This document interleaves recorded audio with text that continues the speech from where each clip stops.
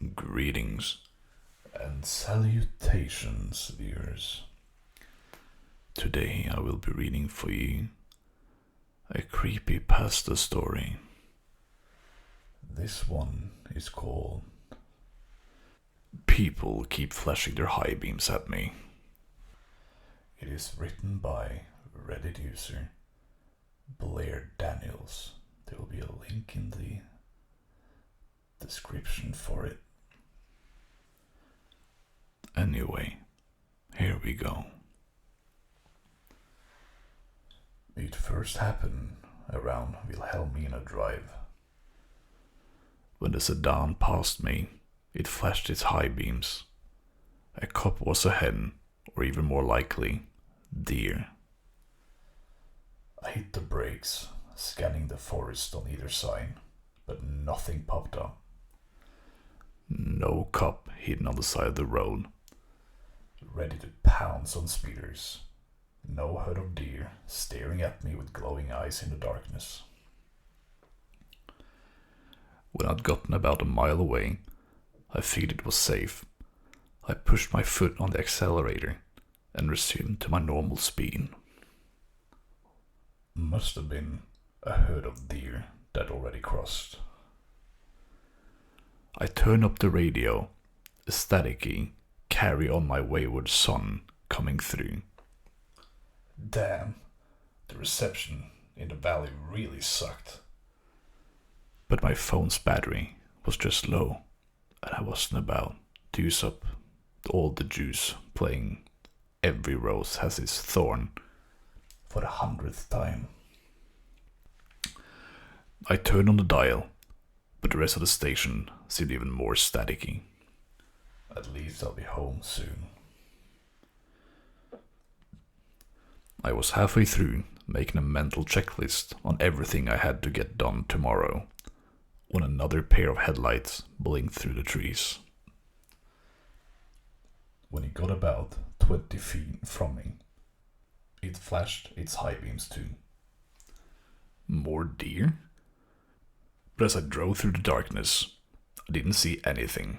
No cop cars either, unless they were really well hidden.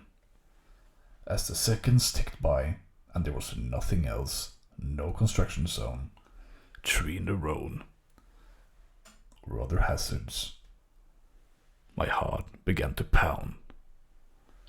What was he trying to warn me about? I glanced down on my phone, the screen black in the passenger seat. Is it already dead? Maybe they were warning me about something wrong with my car. Both headlights seemed to be working, but maybe there was smoke coming out of my tailpipe or something. I didn't like the idea of being stuck on the side of the road at 11 p.m. I sucked in a deep breath. It's probably just deer. There are lots of them around here, remembering?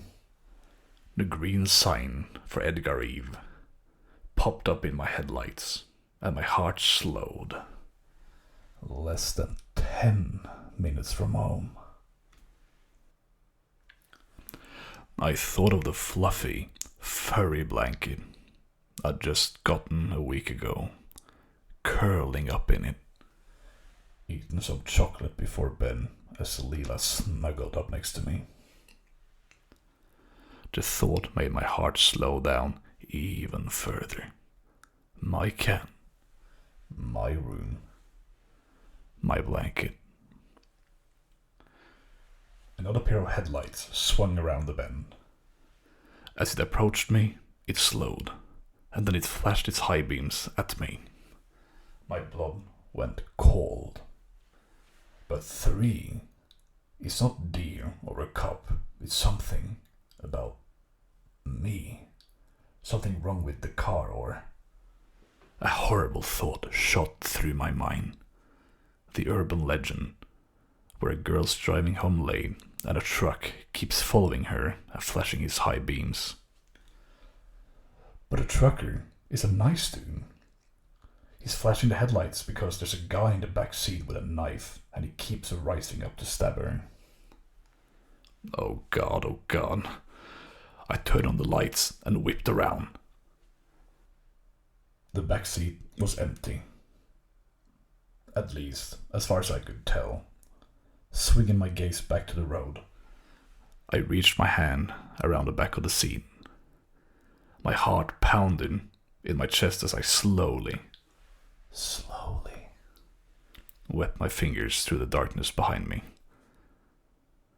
What if there's someone there? I imagined my fingers meeting rough cloth, warm skin, sticky hot breath, the cold steel point of a knife. But I only met air.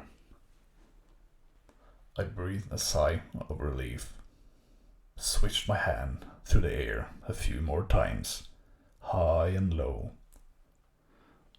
There was a dead spot that I couldn't reach, but it would be far too small for an adult man to hide in. Unless he was some kind of a gold medal contortionist. So maybe it's something wrong with the car then. Maybe they see smoke, or a door ajar. Or a lights out. I glanced at the side of the road. There was a margin of dirt between the edge of the road and the beginning of the forest. I could safely pull over here and check what's wrong. Then again, this road was really lonely. Especially so late. There were only a few houses on this road, and none that I could see right now.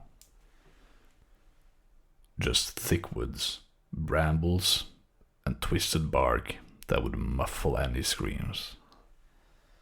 I'll take my chances at home. I gripped the steering wheel. Only about 5 more miles. I again thought of my warm little house and Leela, with her fluffy black fur and permanent smirk. A pickup truck swung around the bend. I held my breath. They're not flashing at me. Good. Almost home. But then, there it was. Flash. The after image of the searing white light danced in my vision. Cold sweat broke out on my neck. Damn it, I whispered. What the hell is going on? The headlights disappeared behind me, and the darkness immediately pooled around me, like fluid filling a void. Scraggly, crooked branches clawed at my car, silhouetted by the full moon. The radio players straight static. I reached for my phone. And then I heard it. Tap, tap, tap, coming from right above me. Something was tapping on my moonroof. My entire body shook. The dark road in front of me became a blur. No, this can't be happening. How could someone even be? I jammed my foot on the accelerator.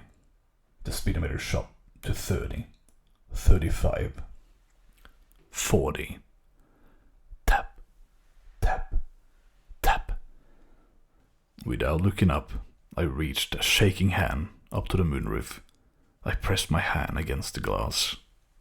It felt warm, even though it was only 40 degrees outside. Fuck, oh, what the fuck? I couldn't look up. It was just this visceral instinct. Like the feeling you get when you know someone is watching you and your brain is screaming hide. I bit my lip, staring at the road, waiting for my street to come up. Tap, tap, tap. Don't look up. Don't look up. Don't look up. Maple woods appeared before me. I swung onto the street, then pulled into the driveway.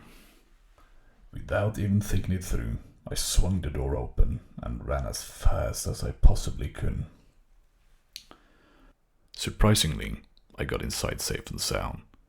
I spent half the night watching old movies, Leela curled up on my lap. checked the front, the back, and every door and all the windows about 1,000,000 times each. I didn't dare look outside at my car. I closed my eyes even when checking the front door. I thought I was safe.